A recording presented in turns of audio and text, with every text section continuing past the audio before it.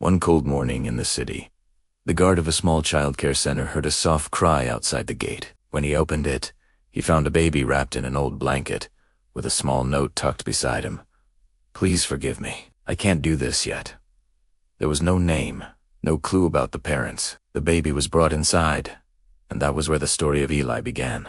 Eli grew up in that center-esque simple building filled with the sounds of children who all carried different stories. Some days were joyful, others were painfully quiet. Whenever couples came to adopt, Eli would sit silently in the corner, holding his broken toy with one missing eye. He never asked why others left while he stayed behind. At a young age, he learned how to wait. There was one thing that always brought light into Eli's life: music. Whenever someone cleaned the hallway and turned on the radio, Eli would stop and listen. Every Sunday at church, he sat quietly at the back, following the melody. He didn't know how to sing properly yet, but his heart already understood rhythm. When Eli was 7 years old, Aunt Rosa, one of the volunteers, noticed that he was always humming while playing. One afternoon, she gave him an old toy microphone made of plastic, with fake, blinking lights. Eli smiled as if he were holding treasure.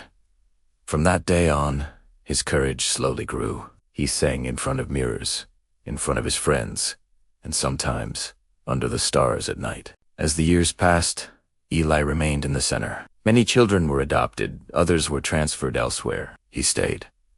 Whenever someone asked why he was never chosen, he would simply smile and say, "It's okay."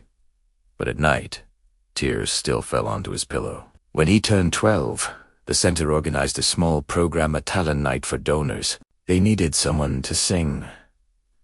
No one volunteered. The room was silent until a soft voice spoke. "May I try?" It was Eli. That night, Eli held a real microphone for the first time. When the music started, he closed his eyes and remembered every lonely night, every unanswered question. Then he sang clear, gentle, and full of emotion. Conversations stopped. Some people cried, others smiled. When the final note faded, the room fell silent before bursting into applause. From that moment on, Eli's world slowly changed. Donors returned and offered vocal lessons. Someone donated an old guitar. Every afternoon, his voice filled the center stronger and more confident. He no longer sang just to hide his pain. He sang to share hope. But the journey was not easy. There came a time when someone said, "You're good, but there are many who are better." Eli was hurt and almost gave up. One evening, Aunt Rosa sat beside him and said, "You don't have to be the best. You just have to be real." Eli held on to those words. He practiced not to prove himself, but to tell his story. He joined small competitions in the community.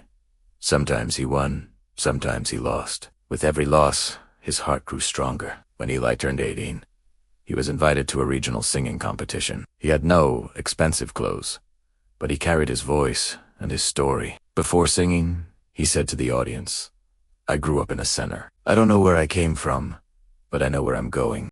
He sang a song filled with hope. Every line carried his past. When he finished, the judges stood and applauded. He didn't win first place, but a musician approached him and offered a scholarship. Years passed, and Eli continued to study and work. He sang on small stages, in schools, and sometimes in centers like the one that raised him. Every time he stood on the stage of the center that once became his home, he saw himself in the children listening. One day, a young child asked, "Kuya, Eli, can I be like you?" Eli smiled and answered, "You don't have to be like me. Just be yourself and..."